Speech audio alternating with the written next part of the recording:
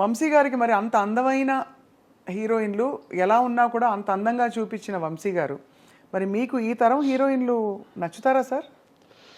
మరి నేను ఈ మధ్యకాలంలో సినిమా చేయలేము, మళ్ళీ ఇప్పుడు చాలా కాలం తర్వాత చేస్తున్నాను, చేయబోతున్నాను. చూడాలి నచ్చేలాగా. ఏమనిపిస్తుంది ఇప్పుడు చూసిన సినిమాలు, చూస్తున్న సినిమాలు? మీరు సినిమాలు చూస్తారు కదా సార్? బలే అంటే నేను థియేటర్కి వెళ్ళి చూస్తానండి. థియేటర్కి వెళ్ళి అన్ని చూస్తారా? అన్ని ఈ మధ్య కాలంలో వచ్చిన చాలా సినిమాలు, చాలా మంది హీరోయిన్లు చూస్తుంటారు. ఈ మధ్యకాలంలో నాకు బాగుందంటే కా అనే సినిమా వచ్చింది కదా, ఆ అమ్మాయి నాకు బాగుంది. అంటే ఆ సినిమా తప్ప ఇంకెవరు నచ్చలేదు సార్ పెద్ద? ఇప్పుడు మనకి బొక్కుని మీకు అడిగారు కాబట్టి వెంటనే స్ట్రైక్ అయింది. ఇప్పుడు బాగా మీకు డాన్స్ మీద మీరు దృష్టి పెడతారు, బాడీ లాంగ్వేజ్ మీద పెడతారు కాబట్టి సాయి పల్లవి. అయ్యో అమ్మాయి అద్భుతం, అసలు మాట్లాడొద్దండి. శ్రీలీల బాగుంటారండి వాళ్ళంతా. సాయి పల్లవి అంటే అసలు నేను ఇంకో మాట మాట్లాడండి నేను. అవునా సార్? అంటే అమ్మాయిలో గ్లామర్ అది కాదు, అద్భుతమైన పర్ఫార్మర్ అమ్మాయి, మామూలు పర్ఫార్మర్ కాదు, చాలా అద్భుతం. ఎంతో మంది మనకి గుర్తొస్తారండి, చాలా అద్భుతమైన. సార్ మీ ప్రయాణంలో మీరు ఇంత భావుకులు, ఇది ఉండబట్టుకోలేక అడుగుతున్నా, మీకు ఎందుకు బ్యాగులు ఇష్టం అని ఎలా అడిగితే అడుగుతారు. మీ స్త్రీలతో మీ సంబంధాలు ఎలా ఉండేవి చిత్ర పరిశ్రమలో? నేను నాకేంటో తెలియదండి, నాదంతా మానసికమైన సంబంధం తప్ప ఫిజికల్గానే పెట్టుకోనండి. ఏంటో తెలియదు నాకు ఎవరితోని. నాకు ఓ హీరోయిన్ అని ఏదో చాలామంది చెప్పుకుంటారా, ఆ మనిషితో సైతం నాకు ఫిజికల్గా నాకు ఎవరితోని సంబంధాలు లేవు. కానీ మీకు ప్రేమ కలుగుతుందా? అదేంటోనండి, మనిషి మీద ఒకనొక ఇష్టం. ఇప్పుడు సినిమాలు ఉదాహరించడం చాలా పెద్ద ఇదిగా ఉంటుంది, బాగోదు. మానసికంగా నేను ఇష్టపడడం తప్ప ఇదేం చేయను. ఓసారి ఒక ఇన్సిడెంట్ జరిగిందండి, బ్యాంకాక్ వెళ్ళామండి. కొందరు రైటర్స్తో పాటు బ్యాంకాక్ వెళ్ళాల్సి వచ్చింది ఒక అతను కలవడానికి, ఓ హీరోని. నాతో పాటు వచ్చిన ఒక యంగ్ రైటరు ఒక రూమ్ చూపించి, ఈ రూమ్లో పలానా డైరెక్టరు పేరు చెప్పనండి, 5 అమ్మాయిలతో ఒక రాత్రి గడిపాడండి. నేను అసలు అది విన్నాను కానీ నేను ఏమాత్రం నాకు అది సహించలే, ఏమాత్రం ఆ మాట శబ్దస్ఫోరకంగా నాకు అనిపించలే. నేను ఆ రకం కాదండి, ఎట్టి పరిస్థితుల్లో కాదు. అంటే ఇది అడగడానికి నేపథ్యం కూడా సార్, ఇది ఏదో మీ వ్యక్తిత్వం గురించి అడగడానికి అని కాదు సార్, తప్పట్టుకోకండి దయచేసి. మీరు ఎలా అడిగినా పర్లేదు, బట్ అంటే కానీ అంటే మీ ఇంత భావుకత ఉండే వంశీ గారికి సహజంగానే అంటే మీరు సృష్టించే పాత్రల మీదైనా మీకు ప్రేమ వచ్చేస్తుంది కదా? అవునండి. ఇప్పుడు సితార కావచ్చు, తర్వాత మీరు చెప్పిన అన్ని సినిమాల అందరు హీరోయిన్లు అంత అందంగా ఉన్నారు, ఒక్కొక్క సినిమాలో ఒక్కో తీరులో. సో అప్పుడు వేవ్ లెంగ్త్ అంటే కనెక్షన్ ఎవరితో కలిగి ఉంటుంది మీకు అని? అప్పట్లో మీరు అన్నట్టుగా ఒక హీరోయిన్తో ఎక్కువ మీ పేరుని జోడించారు, కానీ ఇంకా నేను ఇంకెవరితోనే నాకు అలాంటి లేదు. ఇప్పుడు వాణి విశ్వనాథ్ ఉంది, 2 సినిమాలు చేశాను నేను, అంతే, అంతవరకే. శోభన నాకు చాలా అద్భుతమైన వ్యక్తిత్వం, ఇది కలిగిన మనిషి, అంతే, అంతవరకే. ఇలాగ ఏ హీరోయిన్ తీసుకోండి అంతవరకే, అంత మించి. మానసికంగా కూడా ఇంకా నేను ఇంకొక మనిషి జోలికి నేను వెళ్ళలేదండి, ఎళ్ళబుద్ధిలే. ఇక్కడ ఒక మనిషిని మర్చిపోతే ఎడుదేమో, అప్పటికి ఎప్పటికీ మర్చిపోకుండా ఉండడం, అలాగే మనసులో ఉండిపోయారు అంతే, అంతవరకే. మళ్ళా ఇంకొక అడుగు ముందుకి కూడా వేయనండి నేను. సార్ ఇలాంటి ప్రేమ వంశీ గారికి కలిగినా, ఎవరికి కలిగినా, నాకైనా ఆయనకైనా మనిషి లేకపోవడం బాధ ఉంటుంది కదా సార్. ఆ బాధను ఎలా సమాధానపరుచుకుంటారు? ఏమని చెప్పుకుంటారు మీకు మీరు? ఈ మనిషి నాకు ఇష్టం, ఈ మనిషి నాతో లేరు. ఏమండి ఇది ఒకటి చెప్తానండి, నిన్న ఒక ఫోటో చూశానండి. ఆ ఫోటో ఎవరిదంటే జమున గారిది.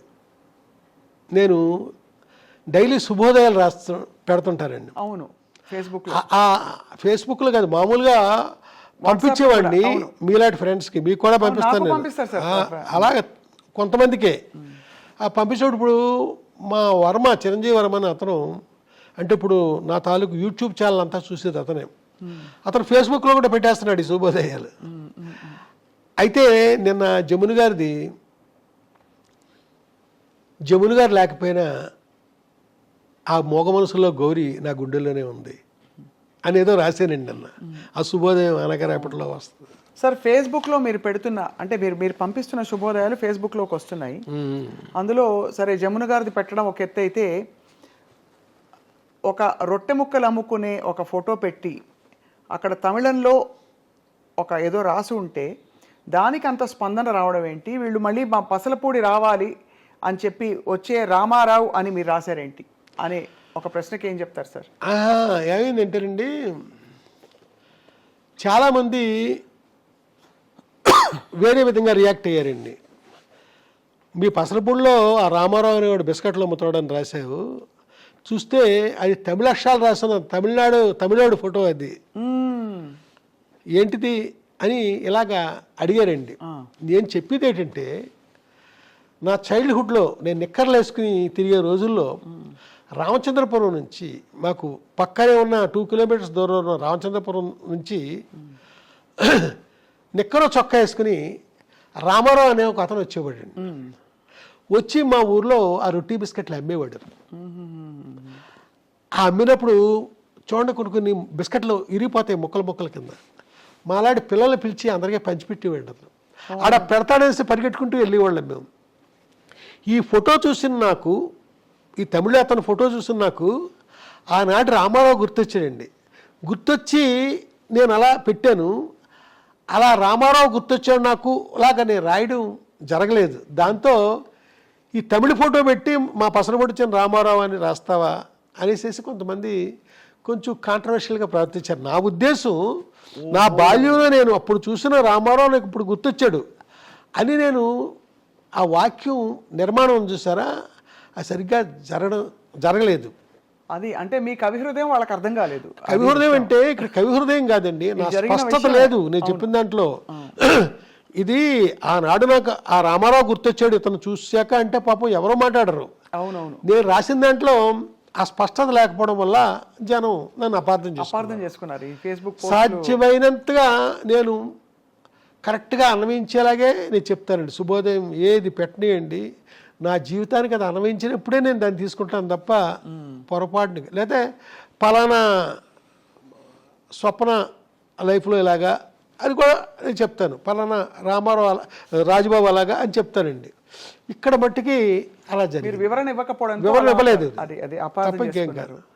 ఎప్పుడంటే ఇంత వయసులోనండి, చిన్నప్పుడు ఇదంతా జరిగింది. గొప్ప జ్ఞాపకాలంటే మీకు చాలా ఇష్టం కదా సార్? జ్ఞాపకాలంటే ఆకుపచ్చని జ్ఞాపకాలు, పొలమారిన జ్ఞాపకాలు, ఇలాగ జ్ఞాపకాలు మీద చాలా ఉన్నాయండి. ఇంకా రాయాల్సినవి కూడా ఉన్నాయి. మాట్లాడే జ్ఞాపకాలు ఇవన్నీ రాశాను కదా, ఇంకా రాయాల్సినవి ఉన్నాయండి. పోట్లాడే జ్ఞాపకాలు, పరిగెట్టే జ్ఞాపకాలు, నడిపించే జ్ఞాపకాలు, ఇలాగా ఎన్నైనా రాయొచ్చండి. ఎప్పుడు వర్తమానం నాకు బాగోదు, అది జ్ఞాపకం అయినప్పుడే బాగుంటుంది. ఏంటో నాకు తెలియదండి. అది మీ కళాత్మకత సార్. సార్ కానీ ఇందాక అడిగిన ప్రశ్నకి మీరు మళ్ళీ సున్నితంగా అడుగుతున్నా సమాధానం ఏంటంటే, ఏదైనా మనకి ఇష్టమైన వ్యక్తి కానీ సినిమా కానీ ఏదైనా, ముఖ్యంగా వ్యక్తి అయితే అందులో మన మనసుతో ఇష్టపడిన వ్యక్తి అయితే మన చుట్టూ లేకపోతే మనం కొంత అలజడికి లోనవుతాం. ఆ అలజడిని మీరు ఎలా సమాధాన పరుచుకున్నారు? ఇప్పుడు ఉండకపోవచ్చు కానీ ఎప్పటికే వాళ్ళే అని చెప్పారు కాబట్టి సున్నితంగా అడుగుతున్నాను ఇది. ఇప్పుడు ఏమీ లేదండి, ఒక ఒక ఒక ఎన్నో ఏళ్ల క్రితం మ్యాటర్ ఇది. ఇవాళ మామూలు కండిషన్లోనే మామూలుగానే ఉన్నా, కానీ ఎప్పుడు జ్ఞాపకం బాగుంటుంది కదా నాకు. మరి అదే ఆ జ్ఞాపకమే బాగుంటుంది. అలా అంతే ఇది బాగుంది. మళ్ళా గతం నిజం కావాలి అని కూడా నేను ఎప్పుడు కోరుకోను, ఎందుకంటే అవ్వదు కాబట్టి. సార్ వంశీ గారి విజయంలో రాజా సార్ పాటలు ఎంత ముఖ్యమో, రాజా సార్ ప్రయాణంలో వంశీ గారి సినిమాలు కొన్ని మైలు రాళ్ళని చెప్పచ్చు. ఇళయరాజా గారితో మీ మొట్టమొదటి పరిచయం, అనుబంధం, ఆ పరిచయం అనుబంధంగా మారడం ఎలా జరిగింది సార్? ఇది ఒక కథలా చెప్పాలేమో, చెప్పంటారా? చెప్పండి. సితార్ సినిమాలో డైలాగ్ చాలా తక్కువ ఉంటుందండి, సైలెన్స్ ఎక్కువ. అది సైలెన్స్ ఉండడానికి కారణం ఏంటంటే, అది మ్యూజిక్ కోసమని నేను అలా అలా అలా సీన్లు కన్సిడర్ చేశానండి. సితార్కి రామనాయుడు గారి థియేటర్లో నేను మాట్లాడేది మద్రాసు గురించి, చెన్నై గురించి. రామనాయుడు గారి థియేటర్లో సితారా డబుల్ పాజిటివ్ ప్రొజెక్షన్ వేసామండి ఆ నైట్. సినిమా చూసారండి. ఏడు నాగేశ్వరరావు గారి ఫ్యామిలీ మొత్తం యూనిట్లో జనం మొత్తం అంతా దాదాపు 100-150 మంది చూశారండి. ఎక్కడా డైలాగ్ లేదు, కామెడీ లేదు, ప్రతి ఒక్కరికి కూడా విపరీతంగా బోరు కొట్టేసిందండి.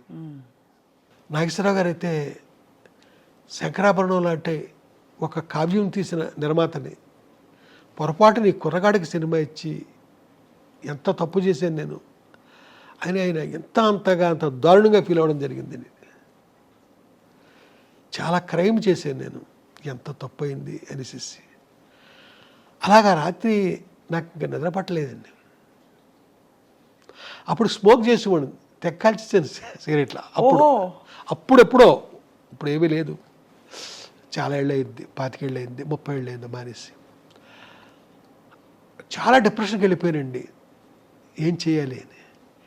నెక్స్ట్ డే ఇళయరాజా గారు చూస్తున్నారు, ఆర్ఆర్ కోసం ముందు ఆయన చూస్తారు సినిమా. చూశాక ఇన్ఛార్జికి చెప్తారు, స్పెషల్గా ఇన్స్ట్రుమెంట్లు రావాలి అంటే 1 బ్యాండ్ కాదు 3 బ్యాండ్లు కావాలి ఇలాంటివి అప్పుడు చెప్తారు. 2 ఫ్లూట్లు ఇలాగే చెప్తారండి. సరోద్దు చెప్పు, షహానాయ్ పిలు, ఇలాగా చెప్తారండి ప్రొజెక్షన్ నుంచి బయటకు వచ్చాక. ఆ మధ్యాహ్నం మళ్ళీ డి రామానాయుడు గారి స్టూడియోలోనే, అదే థియేటర్లోనే చెన్నైలో ప్రొజెక్షన్ ఇళయరాజా గారు చూస్తున్నారండి. ఆయన చూస్తున్నాయండి, సైలెన్స్ అది మామూలుగా వెళ్తుంది. ఇంటర్వెల్ అయ్యాక డైరెక్టర్ ఎక్కడా అన్నాడు ఆయన. అనేసరికి ఏడు నాగేశ్వరరావు గారు ఎక్కడెక్కడ ఉంటాడండి, ఏంటి ఇలా రాయ్యా, అక్కడికి ఉన్నాను మూల వచ్చి అతను పక్కన కూర్చోబెట్టుకున్నాడు నన్ను.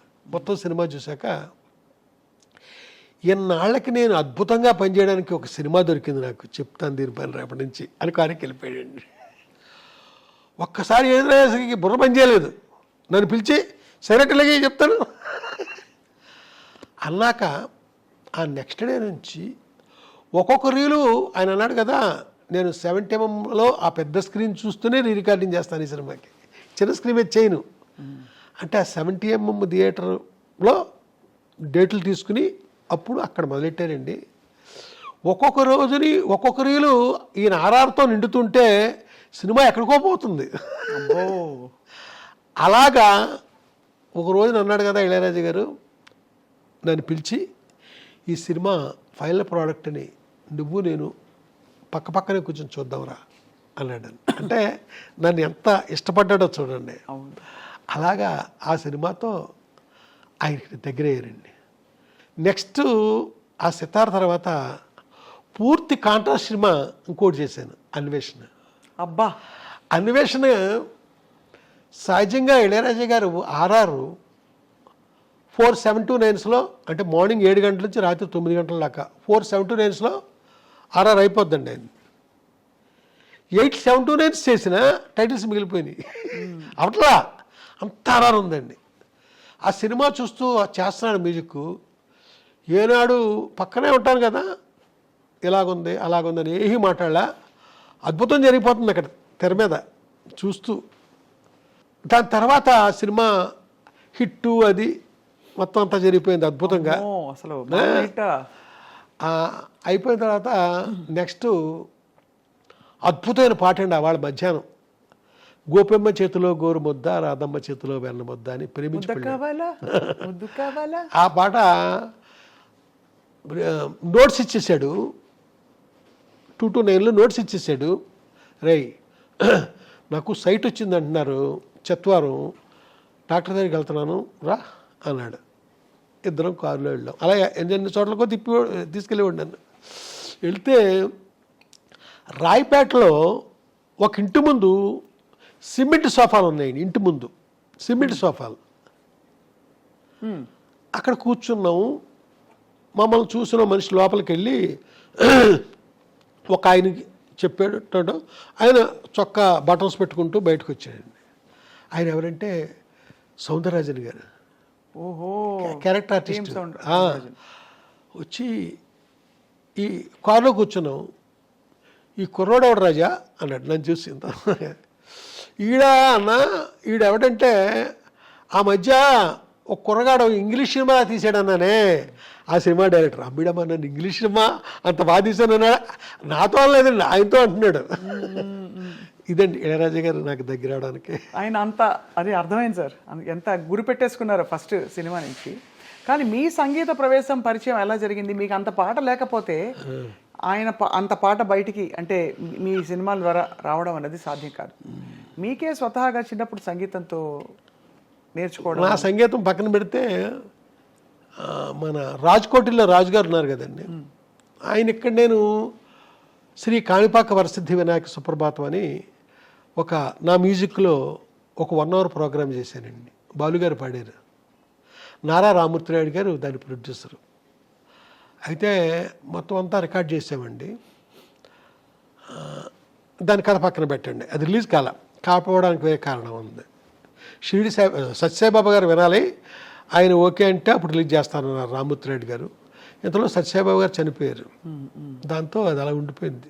అద్భుతమైన ఒక అదే మన సుప్రభాతం అండి అది. అయితే దానికి కండక్టర్ వచ్చి రాజుగారు పనిచేశారు, టీవీ రాజుగారు అబ్బాయి, రాజకోట్ల రాజుగారు. ఆయన అంటారు కదా, వంశీ గారు రాజా మీకు మట్టికి మైనర్ స్కేల్లో చేస్తాడు, మీరు అడుగుతారా తను చేస్తాడా అంటారు. నేను ఏం చెప్పనండి, నవ్వుతూ ఊరుకుంటాను. బాలుగారు ఒకసారి దయ్ ఏంటయ్యా ఆడికి సపరేట్గా చేస్తాడు ఏంటి కారణం ఏంటి, నేను నవ్వుతూ ఉంటాను. బాలుగారు అక్కడ పడత తీయాలి చెప్పారు కూడా. అలాగే రాజాగారు ఆయన నవ్వుతూ ఉంటాడు. ఓసారి రాజుగారు ఏంట్రా నీకు నేను సపరేట్గా నీకేదో చేస్తానన్నారట అందరూ అని అడుగుతాడండి. నేను ఓ రోజుని ఒక పెద్ద డైరెక్టర్ గారు ఒక ఆయన, పేరు అనవసరం, ఏమయ్యా రికార్డింగ్ జరుగుతున్న కాసేపే అతను పక్కన కూర్చోవాలంటే మాకు చాలా ఇబ్బందిగా ఉంటుంది, నువ్వు ఎప్పుడు ఇక్కడే ఉంటావేంటి నువ్వు, అతను మధ్యాహ్నం అతని క్యారేజీలోనే తింటాడు, అతనితో పాటే తింటావట, అతనితో పాటే టీ కాఫీలు తాగుతావట, ఇక్కడే ఉంటావు, నీకోసం ఏ ప్రొడ్యూసర్ వచ్చినా ఎత్తుక్కుంటే ఇక్కడికే రావాలి, ఏంటి మాకు కాసేపే కొంచెం ఇబ్బందిగా ఉండదు అతనితో అన్నారు ఆయన. తెలియదు సార్, నేను రాకపోతే తానే కబురు చేస్తాడండి రమ్మని. మరి అందరం నచ్చమండి ఆయనకి, అదే కదా మాకు, మరి ఎందుకో నచ్చుతారండి. మీకు ఇచ్చిన పాటల్లో కూడా sir variety, first of all అన్వేషణ అంతా కూడా ఒక రాగం ప్రధానంగా సాగిన కంపోజిషన్ కీరవాణి. సని రప మగరి సని ఇదే స్కేల్తో దాదాపు మనకి ఆర్ఆర్స్ కావచ్చు, చాలా పాటలు ఇవన్నీ కూడా అక్కడ ఇమిడిపోయాయి. ఒక మూడ్ వచ్చేస్తుంది, అన్వేషణ అనగానే అవి ఆ స్వరాలు వచ్చేస్తాయి. ఇదంతా ఎవరి కూర్పు సార్ ఇది? అంటే మీరు కూర్చుని మాట్లాడుకునేవారా అన్వేషణ? మరి కాదా, నాకు మీ ఇద్దరే ఉంటామండి, మర్చిపోయాను. కంపోజింగ్ అప్పుడు ఇంకెవరో పక్కన ఎవరో ఉండకూడదండి, నాకు అర్థమయ్యి ఇంకెవరినే ఉండనిచ్చేవాడు. మీ ఇద్దరమే, ఏం పడ్డా తను ఏం తిట్టినా, నాకు ఏం గొడవ చేసినా తనకి ఈ రాగాల పేర్లే చెప్పకూడదండి తన దగ్గర. నేను నా ఇష్టానికి నేను ప్రవర్తిస్తాను తన దగ్గర. మొత్తానికి నాకు కావలసిన అవుట్పుట్ వచ్చేదాకా నేను వదలనండి. మీరు ఆశ్చర్యపోతారు, ఒకనొక పీరియడ్లో ఇళయరాజా గారు మీకు సినిమాకి 5 పాటలు అంటే 5 ట్యూన్లు ఇచ్చేవాడండి. 5 పాటలు అంటే 5 ట్యూన్లే, 6 ట్యూన్ ఇవ్వడం జరిగింది కాదు. నేను ఒక సినిమాకి 100 ట్యూన్లు చేయించాను. ఏ సినిమా సార్? 100 ట్యూన్స్ ఒక సినిమాకి. అలాగా నాది వేరే. 100 ట్యూన్లు ఏ సినిమాకి సార్? ఒక సినిమాకి చేయించాను నేను. ఓహో, ఒక సినిమాకి. ఎలా అంటే ఒక ట్రిప్ కాదండి, 5-6 సార్లు కూర్చున్నాం. ఆ తర్వాత మా కంపోజింగ్ ఎప్పుడు కూడా చెన్నైలో చేసేవాళ్ళం కాదండి, తమిళనాడు లోపల అడుగుల్లో, ముఖ్యంగా ఎక్కడెక్కడో అలాగ ఆయన కూడా తిరుగుతూ లేకపోతే తిరువన్నమలై రమణాశ్రమంలోనో, అక్కడ ఆయన కాటేజ్ ఉందండి ఆశ్రమంలో. ఇలాగా అంటే ఎందుకు 100 చేయించే ఆయన సంగీతం అంతా అమృతం. రాజా సార్ సంగీతం అంటే అమృతం, ఇలా పట్టుకోవాలి దోసిట్లో. అలాంటిది వంశీ గారికి అది ఇవ్వడలేదంటే కారణం ఎలా అంటే కథాంశానికి నాకు నచ్చితే నా ముఖంలో రియాక్షన్ ఒక రకంగా ఉంటుందండి. నా ముఖంలో సరైన రియాక్షన్ రాక తను చేస్తానే ఉంటాడు. మీ సంగీత ప్రయాణం చెప్పలేదు సార్, మీరు చిన్నప్పుడు ఏమైనా నేర్చుకున్నారా? ఏదో అండి స్థాయి పులక న్యాయంగా, మరి మీరు కంపోజర్ ఎలా అయ్యారు? ఏదో అది కూడా ఏదో అండి. బట్ నేనే మొత్తం బ్యాక్గ్రౌండ్స్ అవి ఉంటాయి కదా, మొత్తం A to Z మొత్తం నేనే. కండక్టర్ నివుడు వెనకాల ఆ కార్డ్స్ అదంతా చూసుకోవడం తప్ప మెలోడీ అంతా నేనే కంపోజ్ చేస్తాను.